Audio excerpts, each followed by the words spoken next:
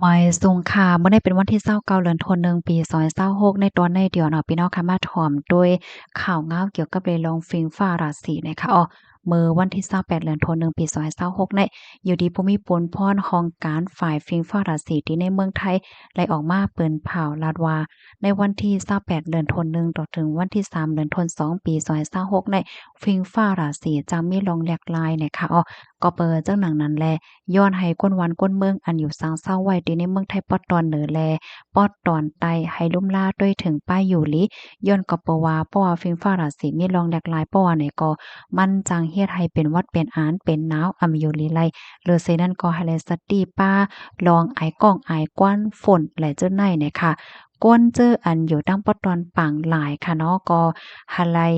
ด้วยข่าวง้าวฟังสติเมือออกเฮ้อปยก็ให้เงิง ลองออกเฮ้อในพื้นที่อันฝนตกว่าไหนคะป้องว่าตั้งป๊อดตอนเมืองไทยตอนเหนือในแต่มันจังเตอกัดม้ายอก็มีไอกองไอกวนบอกกวนอันว่านั้นยาวค่ะตั้งป๊อดตอนไตหมางตีหมางตั้งได้ก็จังมีป้าฝนอิดออดว่าไหนคะ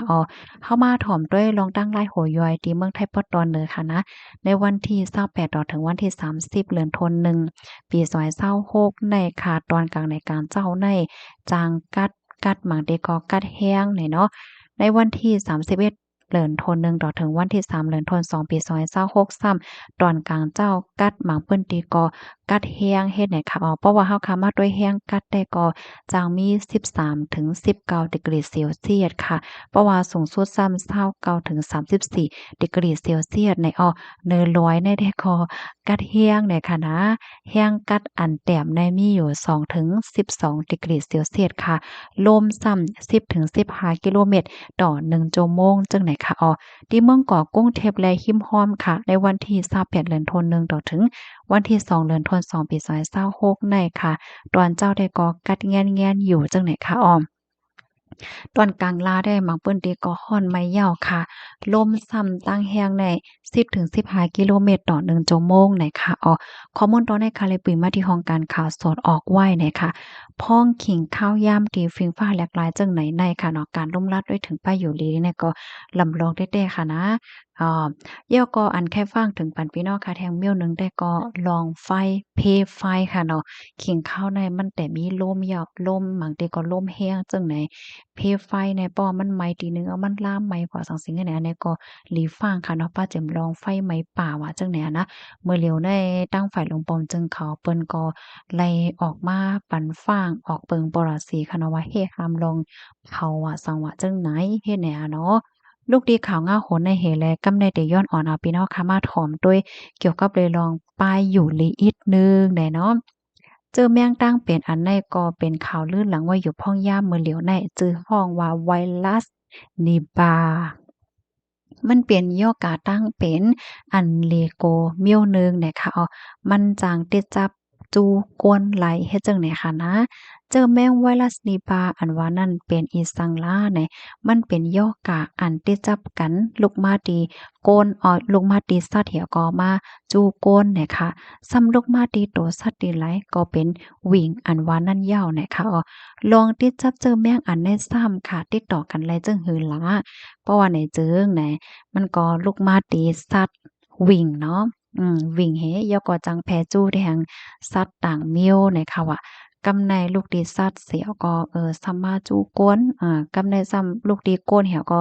จังจู้ก้นแทงให้เนี่ยมันก็เป็นยอการตั้งเป็นตีอันแค่ลีโกไว้นังเก่าค่ะนะพี่น้องค่ะมันจังแพกว่าจู้หลายก้อหลายก้นหลายก่อหลายก้นให้ในนั้นน่ะนะ ซาวเจอหนังว่าติดจับแม่นยาเจอแม่งตั้งเป็นอันได้ยาวฝังหางมันซ้ำแต่เป็นจึงหือลาเพราะว่าไหนจึงเมื่อแต่มันได้ก็มีลมหนาวโหเจ็บคอเจ็บต้องโค้นไข้หักค่ะเพราะว่าเป็นแห้งเนี่ยก็จังเป็นปอดกายค่ะเพราะว่าเป็นแห้งหนาเหี่ยวเนี่ยก็จังปอกงานลืมโต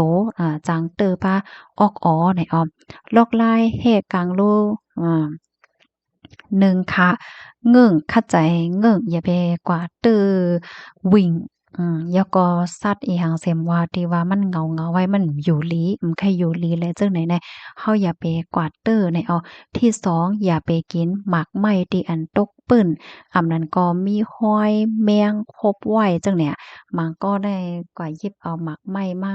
เอามาคบกินตั้นล่างมีห้อยแมงคบไว้น่ะอย่าไปกินค่ะนะอันนี้ก็แค่ย้อนป่องแรงปันพี่น้องเฮาค่ะ อติกามันได้ก่อพี่น้องเฮาค่ะจื้ออันอยู่จ้อมโซน5ใกล้ก่อนแลเถินจังเนี่ยค่ะสติแห้งๆค่ะเนาะที่3ค่ะใกล้ๆล้างมือเอาตั้งก่อนสีสเปียแหวก็ล้างในเอาที่4ค่ะสังวามีลมหนาวมีลมหนาวห้าเงาลายมันบ่เข้มมันจังว่าใครเป็นแห้งไว้เนี่ยก็คีบแนตกว่าครบทบหมอยาในเอาเข้ามาตุ้ยในตอนในค่ะที่เปิ้นเตรียมไว้ตัวใหญ่ในค่ะนะ ย่อกะตั้งเป็นอันใดก็ไขว่าข้าวแก้มไว้อยู่หนังเก๋ามีตื้อตั้งจางรูดเซ็งสายใจในสูงถึง40ถึง75%ไหนอ้อย้อนก็เปิ้ว่าย่อกะตั้งเป็นอันใดมันไปมียารักษากำซื้อกาลายาจ้อมหนังฝังหางตั้งเป็นที่อันเป็นนั่นก้อยเนี่ยค่ะ ออคาเนี่ยก็เฮาคาฮู้ไว้ค่ะเนาะเป็นส่ำว่าโยกะตั้งเป็นอันใดมันไปมาถึงที่เฮารู้มันตึกไกลเฮาอยู่เลยค่ะเนาะเฮาฮู้ไว้ได้ฮู้ไว้ฟังไว้หลีเหลือเสเปิ้นค่ะมื้อเหลียวที่เมืองไทยค่ะเนาะเปิ้นก็มีร้องแข่งๆไปทัดค่ะนะจอมกวางเฮอหมินเหมือนจังหนังว่าก่อนที่อันลูกเมืองอินเดียมาว่าหาว่าสังหารเฮ็ดจังเนี่ยเนาะเพิ่นก็ทัดหนังเฮอยอกะเจ้าแม่งตั้งเป็นอันใดมันเตอำแพเนี่ยค่ะ อันที่ค่าเฮ้าไม่ใจถึงพี่น้องเฮาขาดแห่งอันหนึ่งซ้ำในเมืองเฮาเนี่ยเมืองโฮมตุ่มในมีแลนเลนติดจับกันดังเมืองอินเดียค่ะนะกำนันเลยฟังอยู่ฟังกินฟังสติห้างไผห้างมันเนี่ยค่ะเนาะอันแค่ย้อนลาเทียงอันหนึ่งซ้ำในโตเฮาค่ะในที่หนึ่งเฮาโหลไหลหักค่ะ